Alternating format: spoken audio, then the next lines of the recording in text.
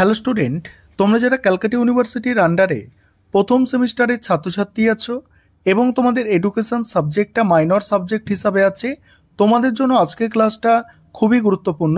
আজকের ক্লাসে তোমাদের ইউনিট 1 অর্থাৎ প্রথম অধ্যায় থেকে 10 নম্বর এবং 5 নম্বরের প্রশ্নের সাজেশান সহ অ্যান্সার নিয়ে আলোচনা করব।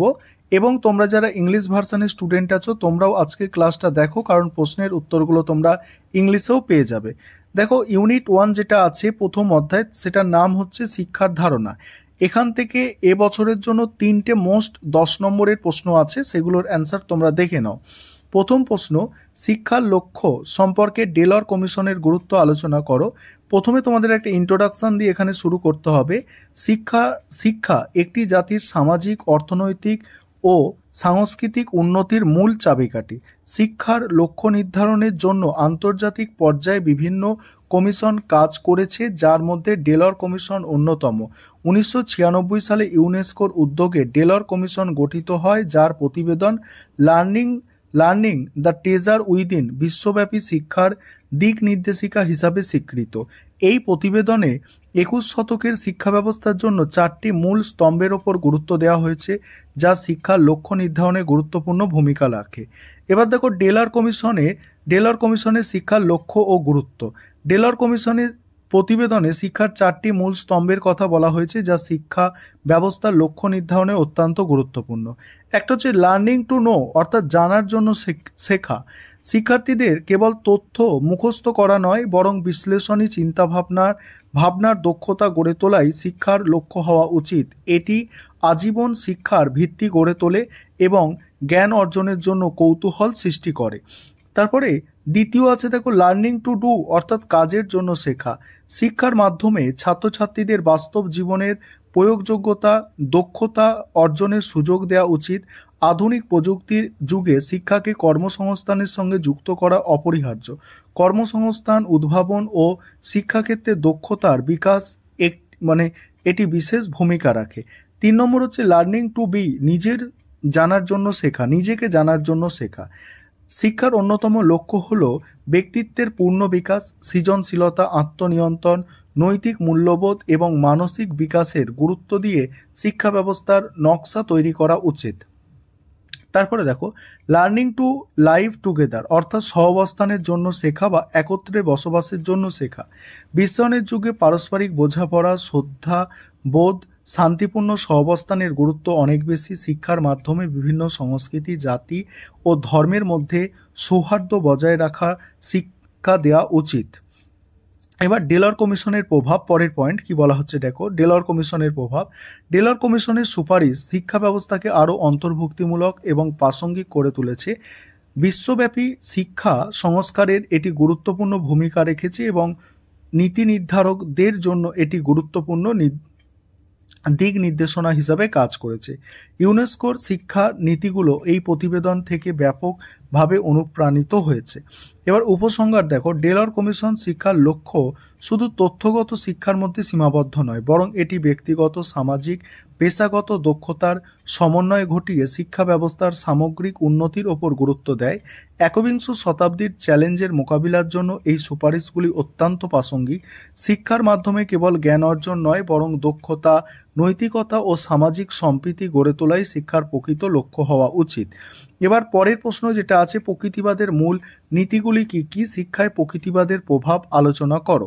দেখো, এই প্রশ্নের উত্তরটা আলোচনা করব এবং বাকি প্রশ্নের উত্তরগুলোও আলোচনা করব। তার আগে যে বিষয়টা বলার আছে, তোমাদের জন্য স্টাডি মেটেরিয়াল তৈরি করা হয়েছে। তোমরা যদি কেউ স্টাডি মেটেরিয়াল পারচেস করতে এখনও ইচ্ছুক থাকো, স্ক্রিনে দেওয়া নম্বরে যোগাযোগ করে স্টাডি মেটেরিয়ালটা পারচেস করে নিতে পারো। দেখো, প্রকৃতিবাদের মূল নীতি। ভাববাদী দর্শনের বিকল্প মতবাদ হিসাবে প্রকৃতিবাদের উৎপত্তি। প্রকৃতিবাদ সুস্পষ্টরূপে প্রকাশ করে যে শিক্ষক শিক্ষার্থীকে শিক্ষা দেন কেবলমাত্র এটুকুই চিন্তা করা যথার্থ নয়, বরং যা সঠিকভাবে বলা উচিত তা হলো শিক্ষার্থীর নিজস্ব স্বাভাবিক ইচ্ছা, আগ্রহ ও সামর্থ্য অনুযায়ী শিক্ষালাভ করে থাকে। এই মতবাদ এই মতবাদ জীবন শিক্ষার পরিধিতে সকল প্রকারের কৃত্রিম প্রতিবন্ধকতা ও বাহ্য নিয়ন্ত্রণের স্থান নেই বলে প্রচার করা হয়েছে। সুতরাং এক কথায় বলা যায় প্রকৃতিবাদ হলো শিক্ষার্থীর ইচ্ছা শক্তির স্বাভাবিক প্রকাশ, যা এই দৃশ্যমান জগৎকে কেন্দ্র করে আবর্তিত হয়ে থাকে। প্রকৃতিবাদের মূল নীতি দেখো, প্রকৃতিবাদী দার্শনিকগণ প্রকৃতিকে বিশ্বাস করে। প্রকৃতিবাদ অনুযায়ী যে সমস্ত মূল নীতি বা বৈশিষ্ট্য পরিলক্ষিত হয়েছে, একটা হচ্ছে প্রকৃতি হলো সর্বোত্তম বন্ধন। তারপরে দেখো পরের পয়েন্ট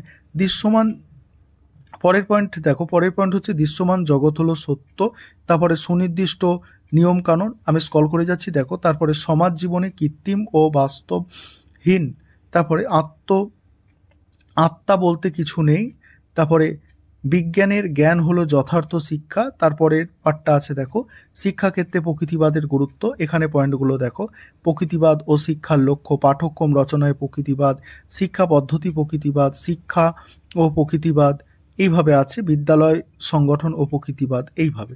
পরের প্রশ্ন ডেলর, এটা ডেলর হবে। ডেলর কমিশনের 4টি স্তম্ভ সম্পর্কে আলোচনা করো। এবার এই প্রশ্নটা, এই যে 4টি স্তম্ভ আছে, ঠিক আছে, জ্ঞান অর্জনের জন্য শিক্ষা, জানার জন্য শিক্ষা, এগুলো এক একটা কিন্তু 5 নম্বরেও দিয়ে দিতে পারে, তাই এটা খুব ইম্পর্টেন্ট প্রশ্ন তোমাদের জন্য। শিক্ষা সমাজের সার্বিক উন্নয়নের প্রধান হাতিয়ার, এটা তোমাদের ভূমিকাটা প্রথম প্রশ্নের মতোই আছে। এবার ডেলর কমিশনের 4টি স্তম্ভের মধ্যে প্রথমেই আছে জানার জন্য শিক্ষা। জানার জন্য শিক্ষার মধ্যে দেখো, এখানে তোমরা দেখতে পাচ্ছ, এটা তোমাদের সুবিধা মতো তোমরা স্ক্রিনশট করে নিতে পারো, তোমাদের সুবিধা মতো তোমরা স্ক্রিনশট করে নাও, জানার জন্য শিক্ষা। তারপরে দেখো কি আছে, তারপরে হচ্ছে কাজের জন্য শেখা, কাজের জন্য মানে লার্নিং টু ডু। এই স্তম্ভ শিক্ষার ব্যবহারিক দিককে গুরুত্ব দেয়। এতে শিক্ষার্থীর বাস্তব জীবনের বিভিন্ন কাজের দক্ষ করে তোলার কথা বলা হয়েছে, যা কর্মসংস্থানের জন্য অপরিহার্য। দক্ষতাভিত্তিক শিক্ষা প্রদান করা, প্রযুক্তিগত ও বৃত্তিমূলক শিক্ষার ওপর গুরুত্ব বৃদ্ধি করা, কাজের বাস্তব অভিজ্ঞতা অর্জনের জন্য ইন্টার্নশিপ ও প্রশিক্ষণের ব্যবস্থা করা এই স্তম্ভের মূল উদ্দেশ্য। তারপর দেখো নিজেকে জানার জন্য শেখা এখানে আছে। তারপরের পয়েন্ট হচ্ছে সহাবস্থানের জন্য শেখা, অর্থাৎ লার্নিং টু লিভ টুগেদার, অর্থাৎ একত্রে বসবাসের জন্য বা সহাবস্থানের জন্য শেখা। তারপর শেষে উপসংহার দিয়ে কিন্তু শেষ করা আছে প্রশ্নের উত্তরটা। এবারে 5 নম্বরের প্রশ্ন দেখো, এখান থেকে ইউনিট 1 থেকে। প্রথমেই আছে সংকীর্ণ অর্থের শিক্ষা কাকে বলে, তার বৈশিষ্ট্য। সংকীর্ণ অর্থের শিক্ষা দেখো, সংকীর্ণ অর্থের শিক্ষা বলতে নির্দিষ্ট শিক্ষা প্রতিষ্ঠান নির্ধারিত পাঠ্যক্রম অনুযায়ী পরিচালিত শিক্ষাকে বোঝায়। এবার দুজনের সংজ্ঞা দেওয়া আছে। ম্যাকেনজি কি বলেছে, সংকীর্ণ অর্থের শিক্ষা হলো বিদ্যালয় ও কলেজের মধ্যে দেওয়া আনুষ্ঠানিক শিক্ষাদান। তারপরে রস কি বলেছেন, রস বলেছেন শিক্ষা হলো জ্ঞানের পরিকল্পিত সংক্রমণ, যা নির্দিষ্ট পাঠ্যক্রম অনুসারে পরিচালিত হয়।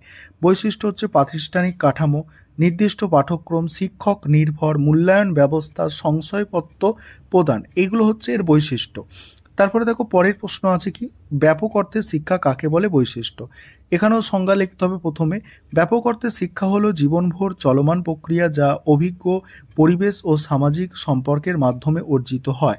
তারপর জন ডিউই কি বলেছে, এটা নিয়ে লিখতে হবে। শিক্ষা হলো জীবনযাত্রার প্রস্তুতি নয়, বরং শিক্ষা নিজেই জীবন। তারপরে আছে গান্ধীজি কি বলেছে, শিক্ষার প্রকৃত উদ্দেশ্য হলো জীবন ও চরিত্র গঠন, কেবলমাত্র তথ্য আহরণ নয়। এখানে বৈশিষ্ট্য হচ্ছে দেখো, জীবনভর চলমান প্রক্রিয়া, অভিজ্ঞতা ও পরিবেশ নির্ভর, আনুষ্ঠানিক ও অনানুষ্ঠানিক শিক্ষা, নৈতিক ও সামাজিক উন্নয়ন, ব্যক্তিগত ও সমষ্টিক বিকাশ। তারপরের প্রশ্ন আছে ব্যক্তিতান্ত্রিক শিক্ষার লক্ষ্য আলোচনা করো। এটা দেখো, প্রথমেই সংজ্ঞা। ব্যক্তিতান্ত্রিক শিক্ষা সেই শিক্ষা দর্শন যা প্রতিটি ব্যক্তির স্বাতন্ত্র বিকাশ ও সৃজনশীলতাকে উৎসাহিত করে। এখানে রস কি বলেছে, শিক্ষা এমন ভাবে দেওয়া উচিত যা শিশুর প্রকৃত ও স্বাভাবিক প্রবৃত্তির সঙ্গে সামঞ্জস্যপূর্ণ। জন ডিউই বলেছেন সঠিক শিক্ষা হলো সেই প্রক্রিয়া যা ব্যক্তির ব্যক্তিগত ও সামাজিক দক্ষতার বিকাশ ঘটায়। তারপর লক্ষ্য দেখো, স্বতন্ত্র বিকাশ, তারপরে স্বাধীন চিন্তা, সৃজনশীলতার উৎকর্ষ, নৈতিক ও সামাজিক মূল্যবোধ, আত্মনির্ভরশীলতা। তারপরে আছে বৌদ্ধ দর্শনের মূল নীতিগুলি লেখো। প্রথমে সংজ্ঞা। বৌদ্ধ দর্শনের মূলত 4টি মহাসত্য ও অষ্টাঙ্গিক মার্গের উপর ভিত্তি করে গঠিত, যা জীবনের দুঃখ মুক্তির পথ নির্দেশ করে। এবারে আছে দেখো গৌতম বুদ্ধ। বুদ্ধত্ব অর্জনের একমাত্র পথ হলো দুঃখের কারণ বোঝা এবং তা নিরসনের জন্য সঠিক পথ অনুসরণ করা। বৌদ্ধ ধর্মের 4টি বৌদ্ধ দর্শনের নীতি হচ্ছে 4টি মহাসত্য আছে: দুঃখ, দুঃখের কারণ, দুঃখের নিরসন এবং দুঃখ নিরসনের পথ। তারপর অষ্টাঙ্গিক মার্গ আছে: সাম্যক দৃষ্টি, সাম্যক সংকল্প, এইভাবে 8টা আছে। এই ছিল তোমাদের আজকে গুরুত্বপূর্ণ প্রশ্ন উত্তর। এটা ইউনিট 1 তোমাদের আমি কমপ্লিট করালাম।